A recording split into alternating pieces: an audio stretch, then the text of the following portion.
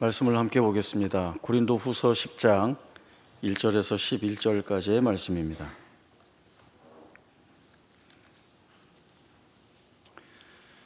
고린도 후서 10장 1절에서 11절까지의 말씀 봉독하겠습니다.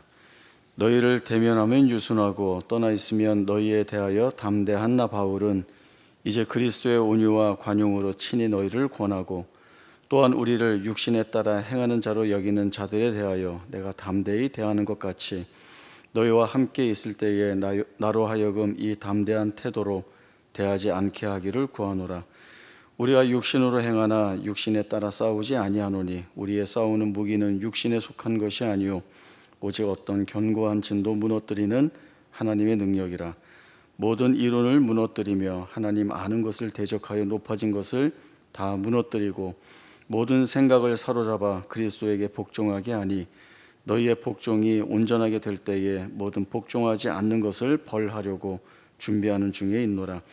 너희는 외모만 보는도다. 만일 사람이 자기가 그리스도에게 속한 줄을 믿을진대 자기가 그리스도에 속한 것 같이 우리도 그러한 줄을 자기 속으로 다시 생각할 것이라. 주께서 주신 권세는 너희를 무너뜨리려고 하신 것이 아니요 세우려고 하신 것이니 내가 이에 대하여 지나치게 자랑하여도 부끄럽지 아니하리라. 이는 내가 편지들로 너희를 놀라게 하려는 것 같이 생각하지 않게 함이라. 그들의 말이 그의 편지들은 무게가 있고 힘이 있으나 그가 몸으로 대할 때는 약하고 그 말도 시원하지 않다 하니 이런 사람은 우리가 떠나 있을 때에 편지들로 말하는 것과 함께 있을 때에 행하는 일이 같은 것임을 알지라. 아멘. 바울이 2차 전도 여행 때 고린도에 와서 주의 복음을 전하고 또 오랜 기간 동안 머물면서 하나님의 말씀을 가르치게 됩니다. 도시적인 특징도 있었지만 어쨌든 복음을 듣고 교회 안으로 들어온 자들이 많이 있었고 교회는 생각보다 크게 부흥을 하게 됩니다. 부흥하고 말씀을 듣고 그러한 때에 바울과 성도들의 관계라고 한다면 친밀하고 친숙했을 것입니다. 그러나 이 관계가 깨어지기 시작하는데 그때가 언제인가 하면 바울이 예루살렘으로 가기 위해 고린도를 떠나고 그 후에 거짓 사도들이 교회에 들어오면서부터 상황이 많이 바뀌게 됩니다.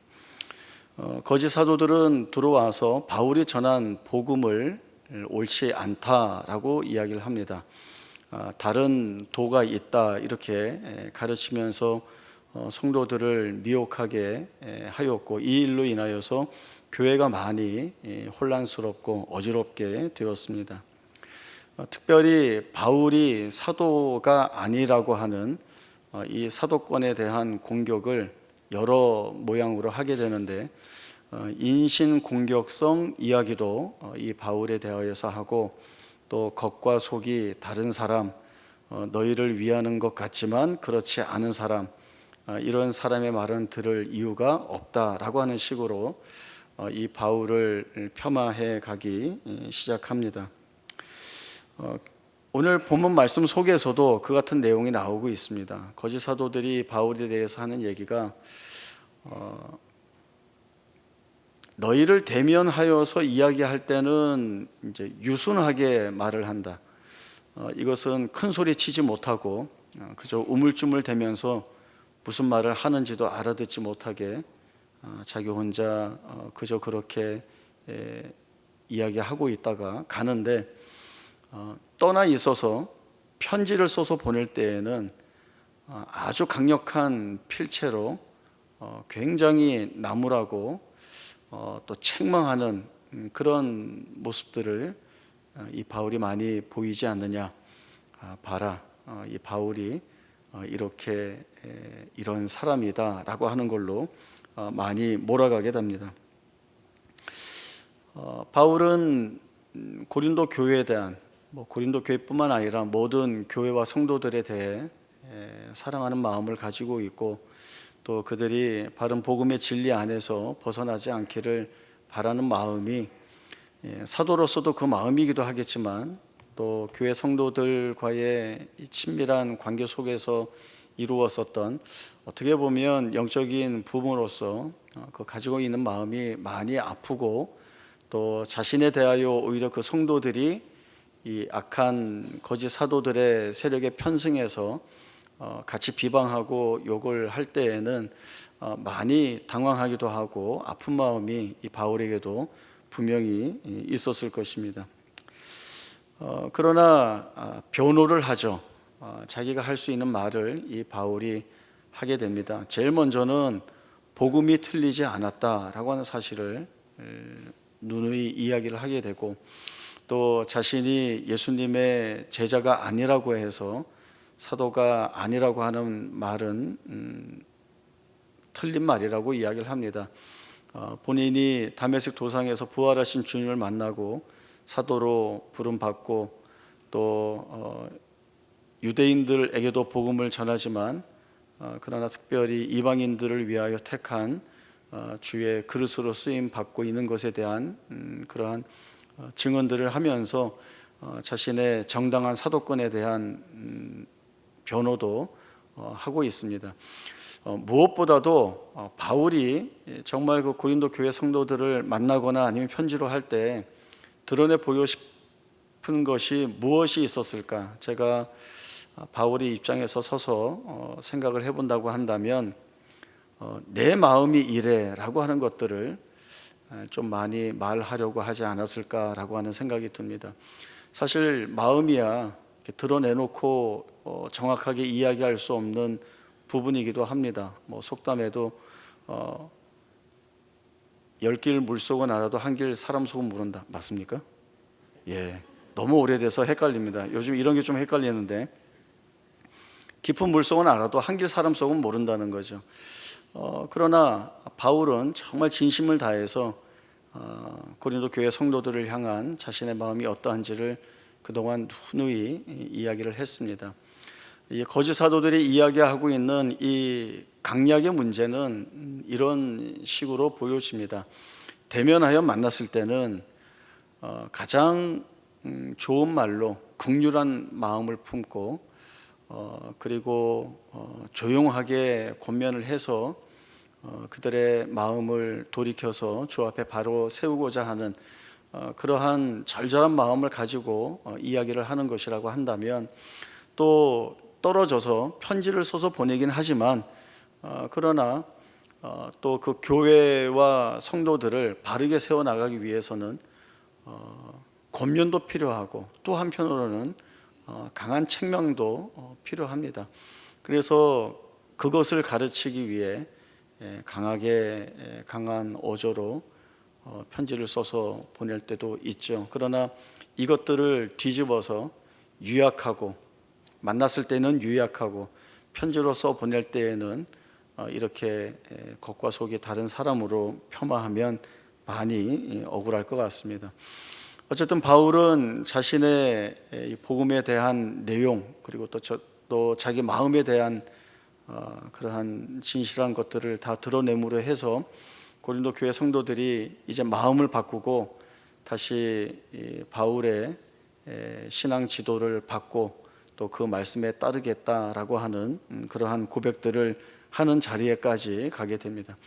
그러나 그렇다고 해서 모든 문제가 해결된 것은 아닙니다.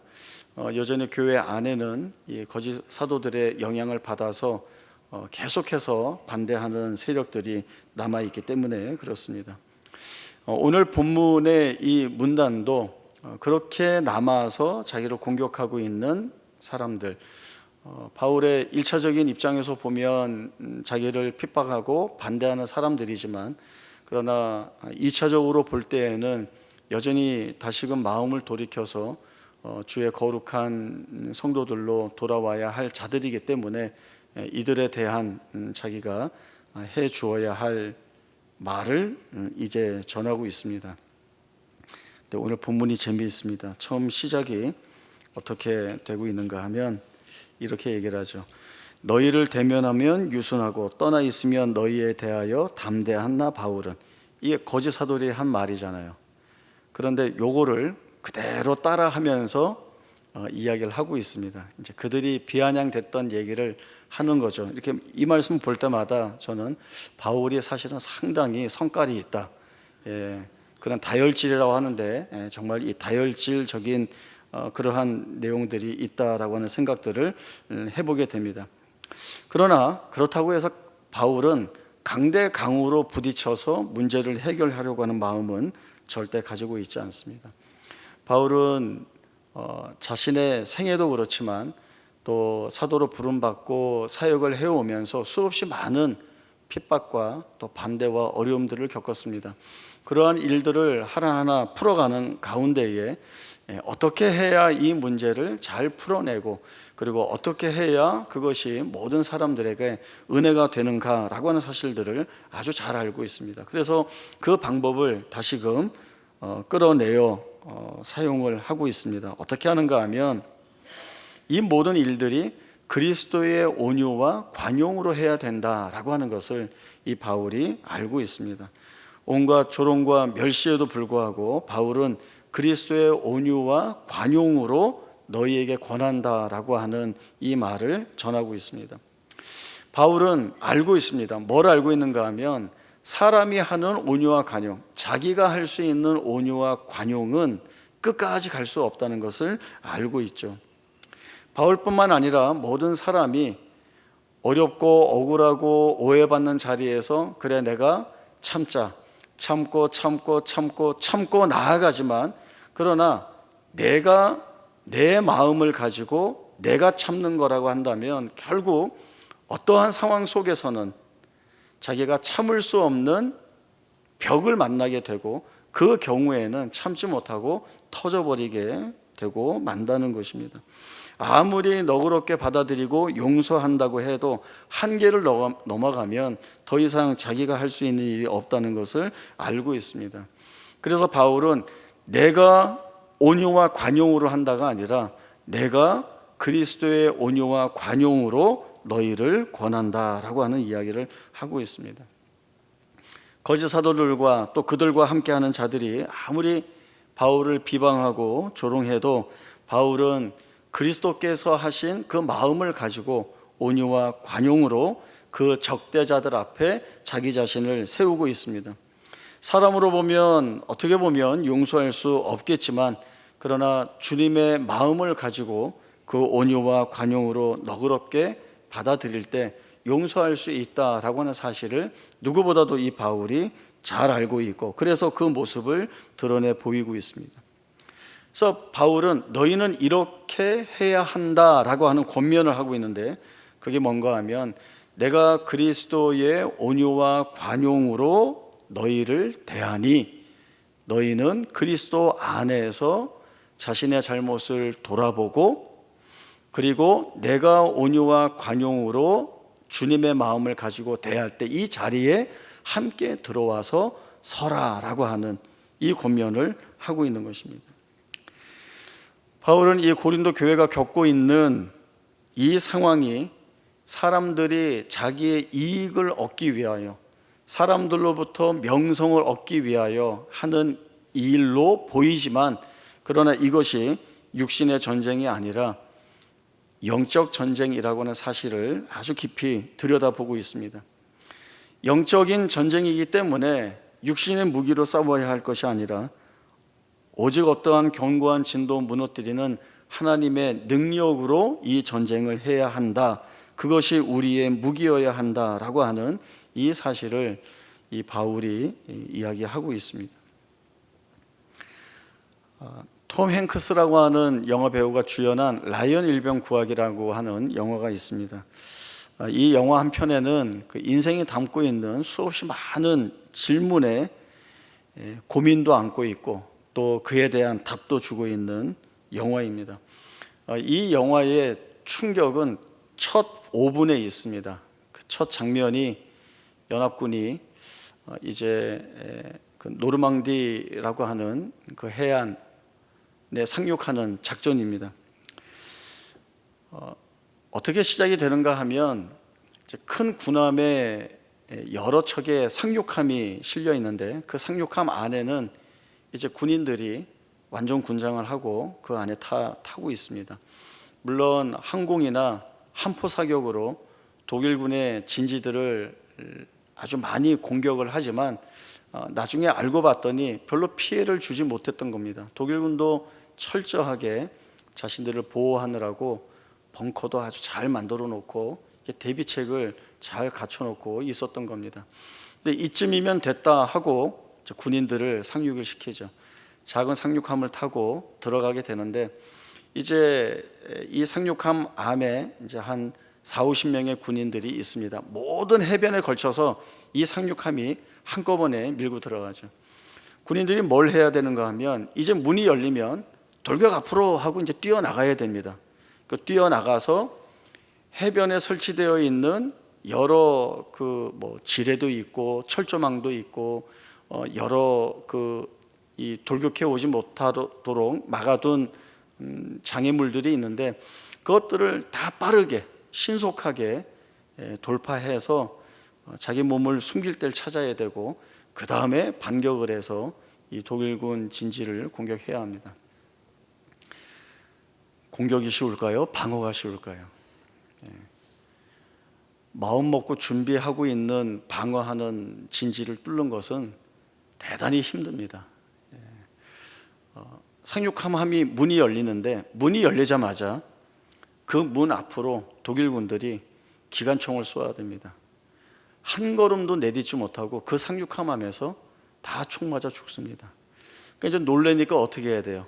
문으로 못 나가고 앞에서 다 총 맞고 죽으니까 군인들이 상륙함 배 옆으로 뛰어넘었습니다. 완종군장, 요즘은 모르겠습니다. 제가 군대에 있을 때는 완종군장을 하면 전체 무게가 28kg였는데 그 완종군장하고 바다에 뜰 수가 있을까요? 없을까요? 그래서 많이 빠져 죽기도 합니다. 이제 군장을 풀고 총 하나만 들고 헤엄쳐서 나온 군인들이 이제 해변으로 올라가는데 지뢰도 있죠. 철조망 다 가려져 있으니까 쉽게 못 뚫고 가죠. 위에서는 기관총탄이 빛같이 쏟아지죠. 많이 죽습니다. 많이 죽습니다. 이 당시 종군 기자가 찍은 사진이 하나 있습니다. 이 상륙함 안에서 군인들의 뒷모습, 그리고 해변에 나가 있는 군인들의 모습, 그리고 독일군 진지가 보이는 흑백 사진입니다. 나중에 이 사진이 뭐라고 설명이 되는가 하면 이 해안에는 두 종류의 사람이 있다. 이미 죽은 자와 곧 죽을 자. 그만큼 그 전쟁의 참상을 잘 보여주는 이 영화의 한 장면이었습니다. 그런데 결국은 그렇게 수없이 많은 군인들이 죽어나가지만 또 살아있는 군인들이 목숨을 걸고 싸워서 독일군 진지를 깨어내고 그리고 이 해안을 점령하고 연합군이 들어감으로 인하여서 2차 세계대전이 승리할 수 있는 아주 중요한 역할을 해내게 됩니다. 할 수 없는 것처럼 보입니다. 이렇게 되면 그저 죽는 것밖에는 남아있지 않는 것 아닌가, 이런 작전을 해나가는 것이 무슨 유효한 효과가 있겠는가, 이것은 있어서는 안 될 일이다라고 하는 그러한 수없이 많은 질문과 도전들이 있지만, 그러나 자유라고 하는 또 민주주의라고 하는 대의를 이루기 위해서 그 가치를 중요하게 여기는 나라들이 젊은이들의 그 희생이 있지만 반드시 이겨야 하는 전쟁으로 이 전쟁을 끌어가게 되는 모습들을 보게 됩니다. 세상의 무기는 세상에서 아주 강력한 힘으로 통합니다. 그 강력한 힘 앞에서 드는 생각은 이 힘이 참 크다라고 하는 생각이 들고, 또 하나는 이 힘에 대항할 수가 없다라고 하는 생각이 들고, 그리고 세 번째는 이 힘과 싸워서 이길 수 없지 않는가라고 하는 생각이 들 것입니다. 우리가 세상과 싸울 때 이기고 싶어서 그러면 우리도 세상의 것을 가지고 싸워보자 한다면 사실은 그 마음 갖는 것 자체가 우리는 싸우기도 전에 진 겁니다. 왜냐하면 그건 우리의 무기가 아니기 때문에 그렇습니다. 우리는 세상의 무기가 아니라 하나님의 능력으로 싸워야 하고 하나님의 능력으로 싸울 때 승리할 수 있다라고 하는 사실을 우리가 믿음으로 가지고 있습니다. 우리가 때로 받는 유혹이 무엇입니까?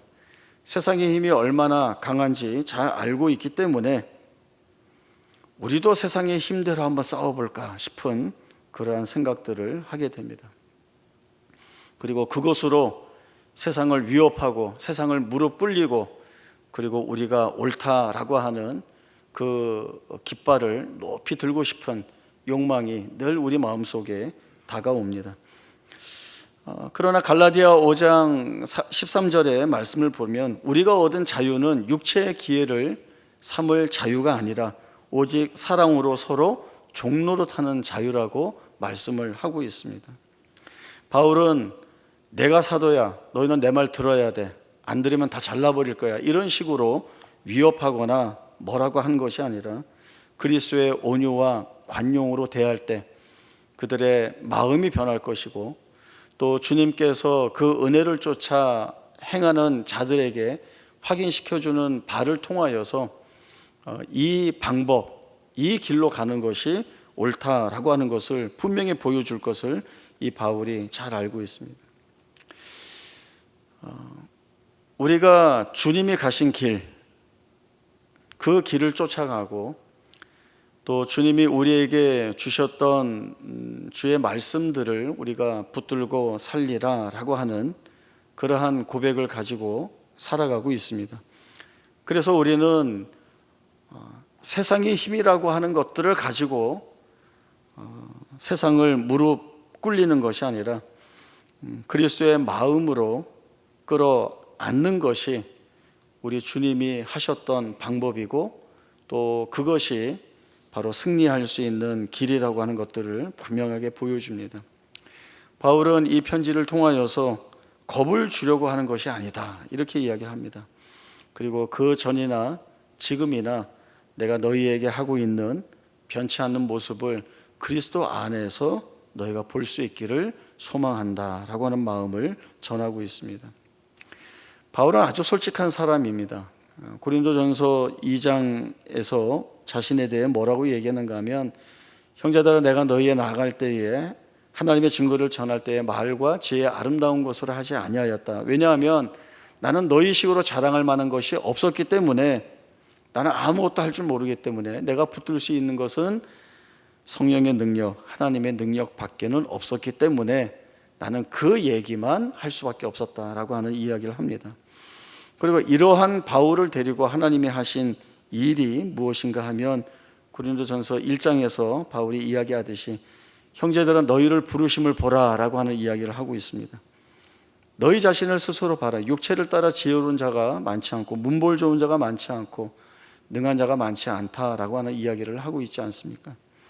하나님께서 세상에 미련한 것들을 택하신 이유는 지혜로운 자들을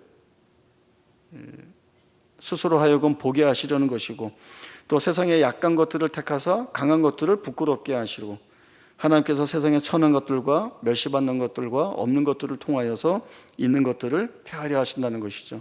왜 이렇게 일하시는가 하면 누구라도 하나님 앞에서 자랑하지 못하게 하려 한다라고 하는 가장 분명한 이유가 있습니다.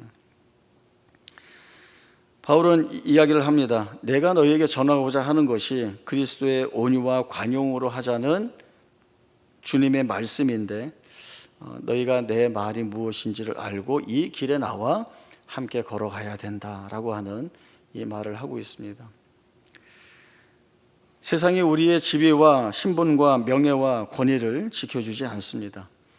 그리고 세상이 가지고 있는 원리와 방식으로 해서 이기는 것이 우리에게는 이기는 것이라고 말하지 않습니다. 오히려 지는 것 같고 낮아지는 것 같고 억울한 것 같고 오해와 모함을 받는 것 같지만, 그러나 그리스도의 마음을 가지고 따를 때에 바로 그 자리에서 그리스도가 제일 먼저 드러나고, 그리고 주를 쫓아가는 이 길이 옳다라고 하는 사실들을 우리에게 보여줌으로 인하여서 우리가 무엇을 고민하고 무엇을 결정하고 선택해야 할 때 우리의 기준은 주님이 보여주신 것 이것밖에는 없다라고 하는 사실들을 우리로 하여금 보게 하십니다. 우리가 그 길을 쫓아갈 때에 교회가 더욱더 주님의 교회다워지고 내 삶이 주님이 주인이 되어서 이끌어 주시는 삶인 것을 보게 되고, 그리고 그러한 삶이라고 한다면 우리는 많이 가지지 않았지만 그래도 자족의 은혜를 고백할 수 있고, 그리고 육신의 연약함 가운데에서도 하나님을 위하여 산다는 것이 무엇인지를 고백하게 하고, 또 일이 잘 되어지지 않고 그리고 그것으로 속상하지만 그러나 또 그 자리에서 주님이 만들어내시고 다듬어 내실 일이 무엇일까를 기대하며 나아갈 수 있는 담대한 용기들을 우리가 갖게 됩니다. 바로 이 길로 나오라는 권면을 바울은 고린도 교회에 있는 자기를 반대하고 있는 성도들이지만 결국은 내가 끌어안아야 할 성도, 주님 앞에 바로 세워야 할 성도, 그리고 그 말씀은 오고 오는 세대들에게 전해져 오늘 우리에게 전해지는 말씀으로 우리가 들을 때에 과연 우리는 주님께서 끌고 가시고자 하시는 이 길을 우리는 어떤 결단과 마음을 가지고 가야 할까라고 하는 고민들이 늘 많습니다. 그러나 고민은 많지만 사실 정답은 다 우리가 알고 있죠. 그리고 힘들고 때로는 아프지만 그 길을 갈 때 우리의 삶을 더욱더 은혜 안에서 명확하게 아시고 또 풍성하게 아시는 주님의 손길들을 돌아볼 때 잘 왔다, 여기가 은혜다, 앞으로 우리는 이러한 길로만 가겠다라고 하는 그러한 결단들을 갖게 됩니다.